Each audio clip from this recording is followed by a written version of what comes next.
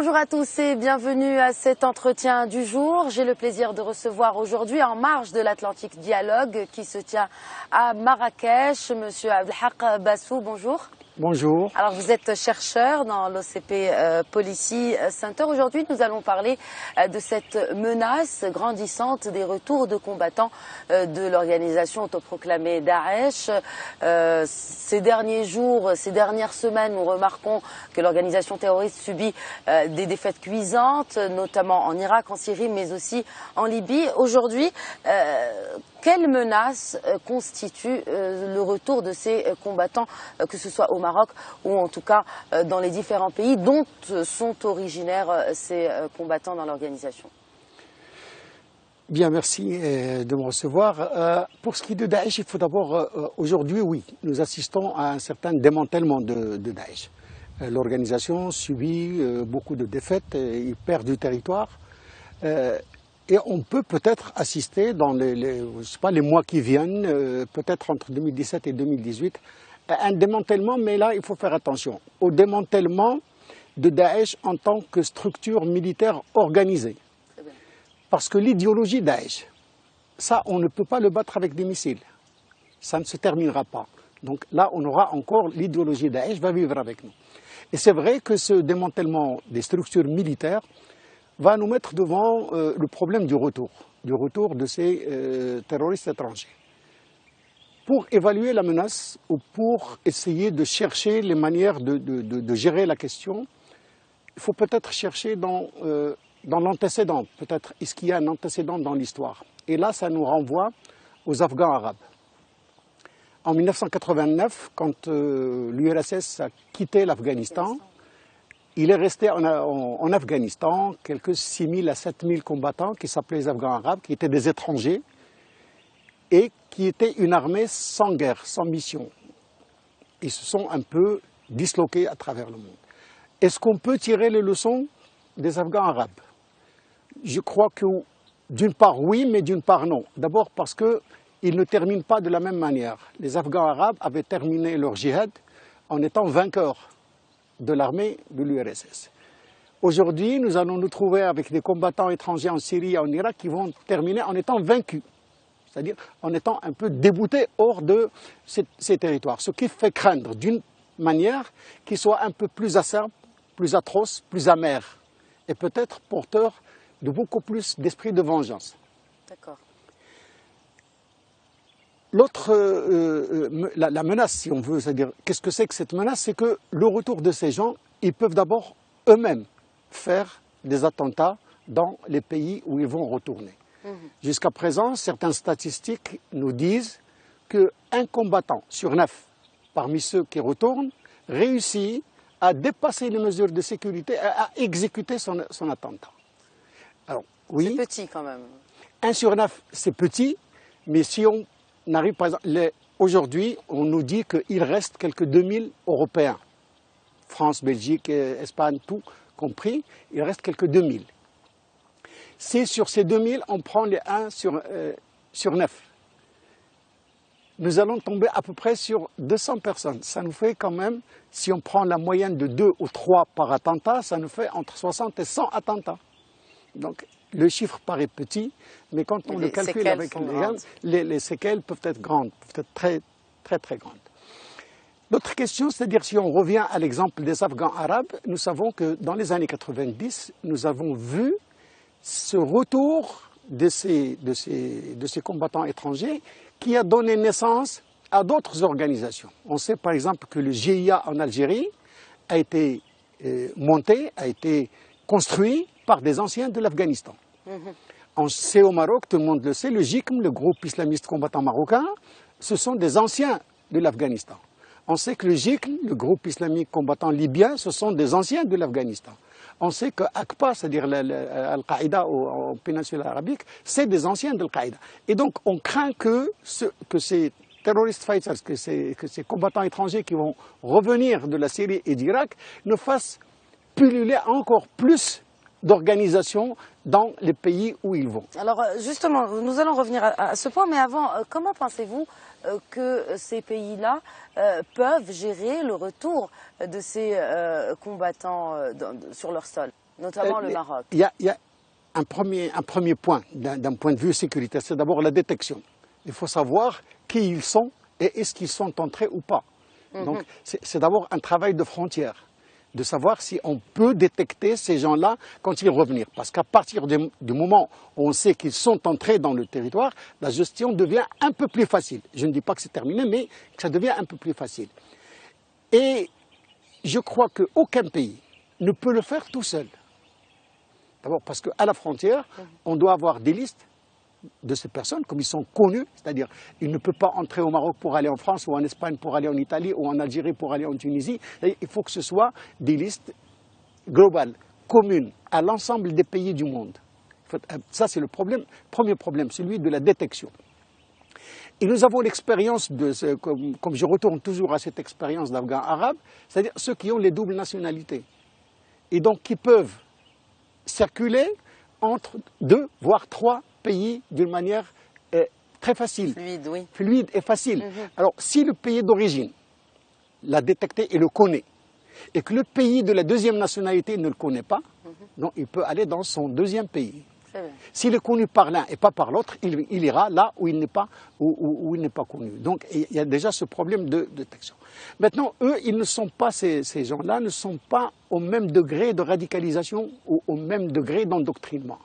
Donc il y a ceux qui, enfin je dis entre guillemets, qui en ont marre et qui donc sont prêts au repenti. Il ne faut pas qu'ils soient traités de la même manière que ceux qui continuent dans... Comment peut-on juger le degré d'endoctrinement d'un combattant? Certains pays d'Europe aujourd'hui ont des sortes de, si vous voulez, de périodes ou de phases d'évaluation. Donc ces gens-là entrent, on les emmène quelque part, ils sont dans un certain séjour autour duquel on fait des enquêtes et on leur parle pour savoir quelle issue leur donner, donc quoi faire avec eux. Il y a bien sûr ceux qui tiennent à leur doctrine, ils sont renvoyés à la justice, mais il y a ceux qui sont récupérables, ceux qu'on peut reprendre. Très bien. Parce que même le fait de les envoyer en prison, ceux qui sont endoctrinés, radicalisés, si on les envoie dans une prison, on leur donne l'opportunité de radicaliser encore d'autres personnes. Parfaitement, oui. Donc il faudrait qu'on soit vraiment très prudent sur ces questions-là. Il y a plusieurs manières de traiter et il ne faut pas traiter tout le monde de la même manière.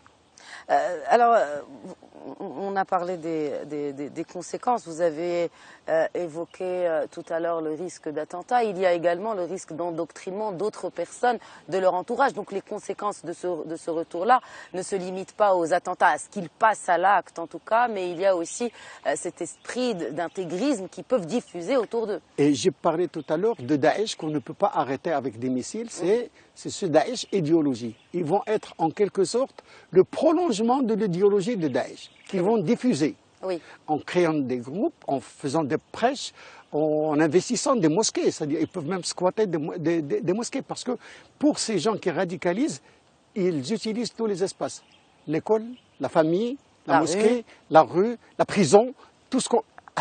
Ça, en plus de la toile, en plus du réseau Internet. Alors, vous évoquiez l'exemple, nous sommes revenus dans l'histoire à travers ces Afghans arabes que vous aviez évoqués et à travers leur transformation dans le temps et dans les pays, à savoir maintenant il y a cette menace de ce qui se fait appeler l'Al-Qaïda au Maghreb islamique, l'AQMI.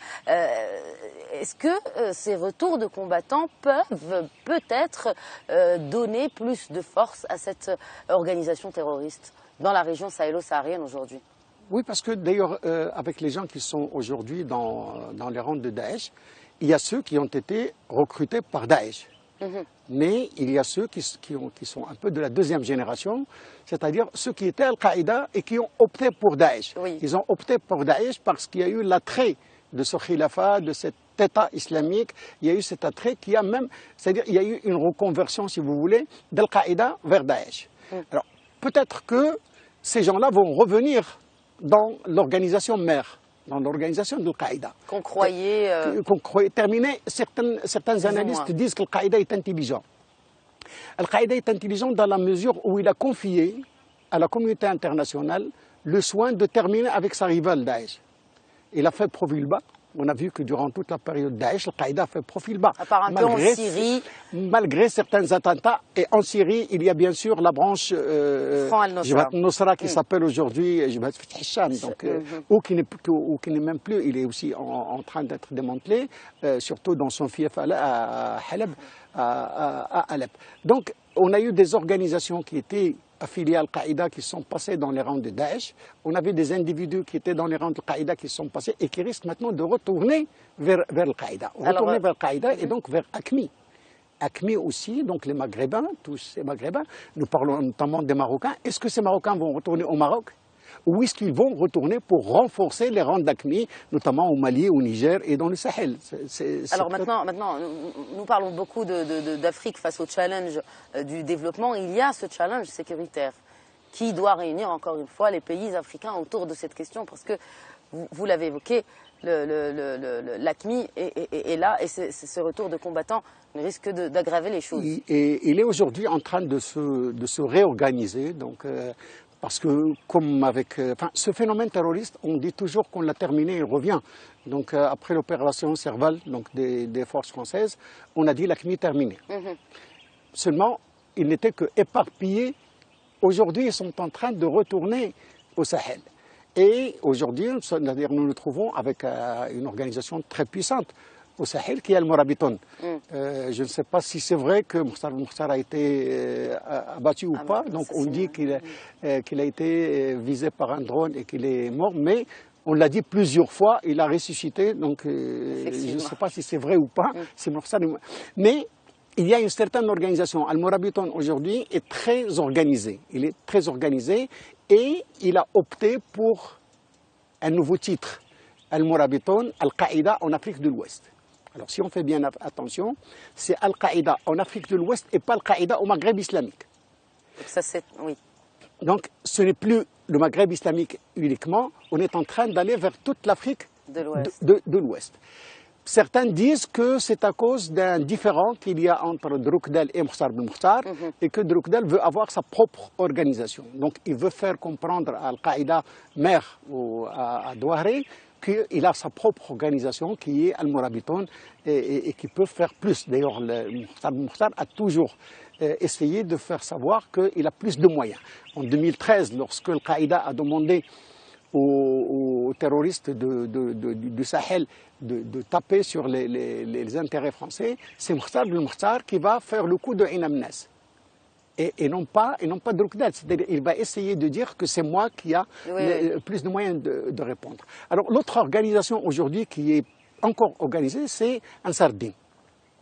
Ansar Din aussi, on a dit que c'était terminé, mais avec Agrali, aujourd'hui Ansar Din est organisé en 3 sous-ensembles, Ansar Din Nord, le Front de Libération de Massina, qui est Ansar Din Centre et Ansar Din Sud. Donc il y a un retour vraiment en force de Al-Qaïda au Sahel. Au Sahel et maintenant en Afrique de l'Ouest. En Afrique de l'Ouest, c'est-à-dire Sahel, Afrique de l'Ouest. Et est-ce que, je ne sais pas, j'avais écrit un papier à l'OCP Policy Center pour parler du couloir de vulnérabilité au terrorisme de la Libye au Nigeria. Parce que là, Libye, Nigeria, Tchad, Cameroun, c'est un couloir qui relie la Méditerranée à l'Atlantique et qui est vulnérable à cette question de terroristes. On ne sait pas à quel point il peut rencontrer la Corne de l'Afrique avec les Shabab. Très bien. Merci, Monsieur Bassou, pour cet entretien. Merci à vous de nous avoir suivis. C'était l'invité du jour. Excellente suite des programmes sur Médien TV.